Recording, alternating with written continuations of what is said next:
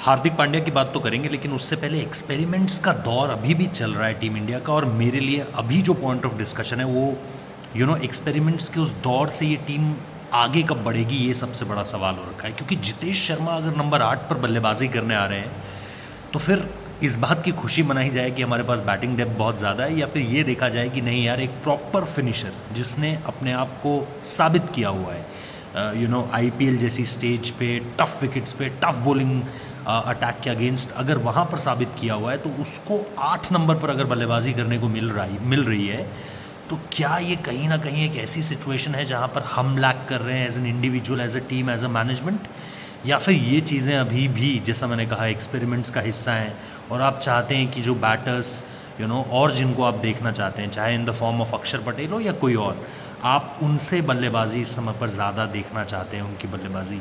तो दो चीज़ें सबसे ज़्यादा इम्पॉर्टेंट हैं और इन्हीं चीज़ों पर हम डिस्कस भी करने वाले हैं। क्योंकि देखो, ये बात तुम मानो चाहे ना मानो, ये विकेट शुरुआत में बैटिंग करने के लिए मुश्किल ज़रूर था, थोड़ा सा टू पेसी था। और सबसे बड़ी बात है, अगर आप देखोगे, जिसे आप कहते हो थ्रू द लाइन, हमारे बैटर्स को बॉल बल्ले पर आना बहुत ज़्यादा पसंद है और उस पर अगर थोड़ी सी विकेट इधर उधर होगी तो हमारे बल्लेबाजों को दिक्कत होगी। तो ये अगर T20 वर्ल्ड कप में आपको कटक जैसी विकेट अर्ली ऑन मिलती है, बाद में हो सकता है कि सामने वाली टीम ड्यू के अंदर बैटिंग करे और उनके लिए पाटा हो जाए कंडीशंस।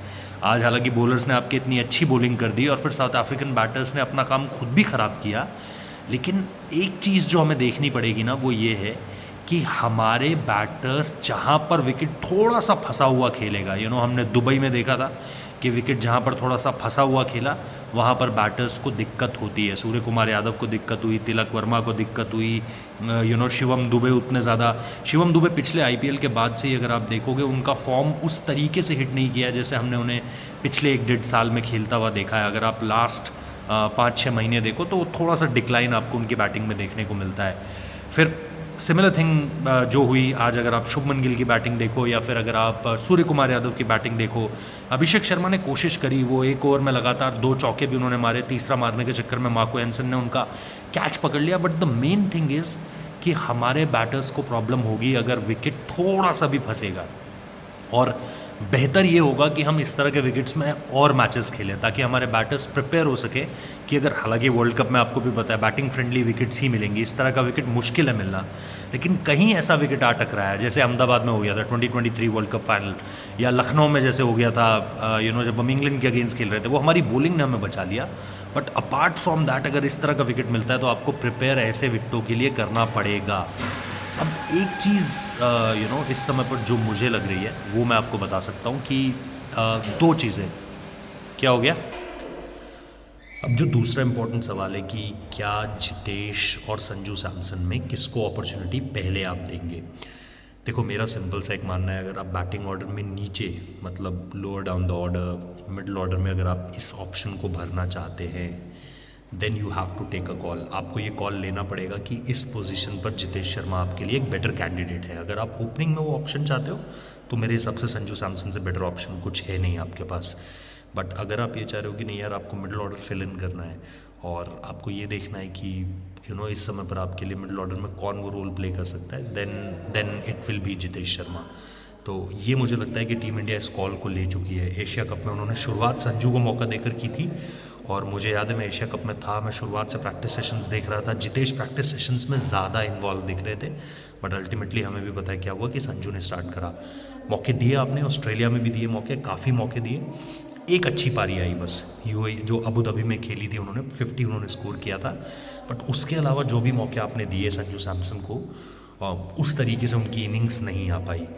नाउ द मेन चीज़ जो सबसे इम्पॉर्टेंट सवाल है वो ये है कि अगर वहाँ पर भी संजू की इनिंग्स नहीं आ पाई और यहाँ पर आपने ऑस्ट्रेलिया में भी देखा, तो अब आप कम से कम जितेश को भी वो मौका दोगे। लेकिन जैसा मैंने शुरू में कहा कि जितेश को 8 नंबर पर अगर बल्लेबाजी देनी है, जितेश जिस तरह की बैटिंग करते हैं, 6 नंबर उनके लिए एप्ट है, 6 नहीं तो 7, क्योंकि आपके पास हार्दिक पांड्या भी है, आपको शिवम दुबे को भी देखना है, फिर आपको जितेश को भी देखना है।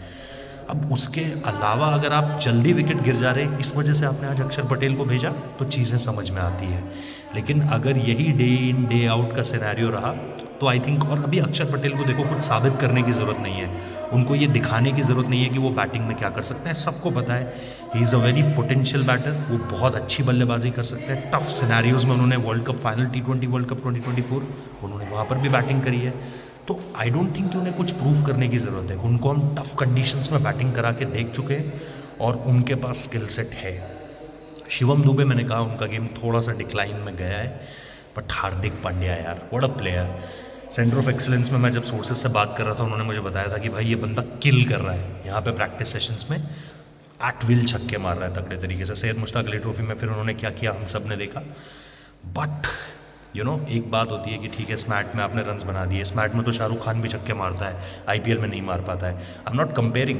लेकिन जब आप हार्दिक पांड्या का कंपैरिजन है भी नहीं ऐसे किसी भी प्लेयर से, बट जब आप एक लंबी इंजरी से रिकवरी करके आ रहे होते, रिहैब करके आ रहे होते, तो एक ज़रूर आपको दोबारा देखना चाहता है हर कोई कि वही बात है ना, वही सारी चीज़ें हैं ना जो छोड़ कर गए थे हार्दिक पांड्या।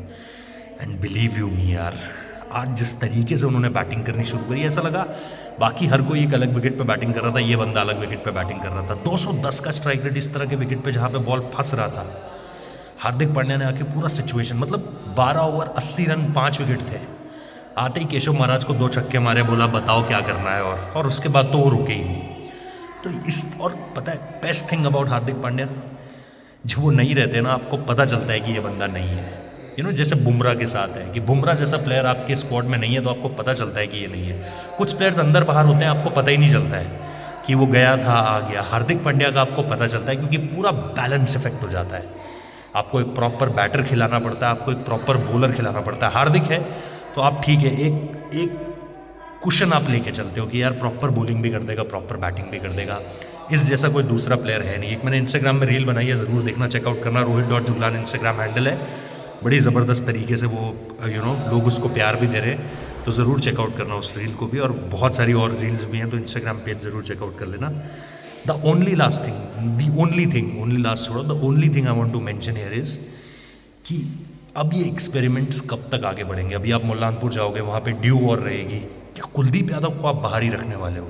वो एक मेरा मेन सवाल है।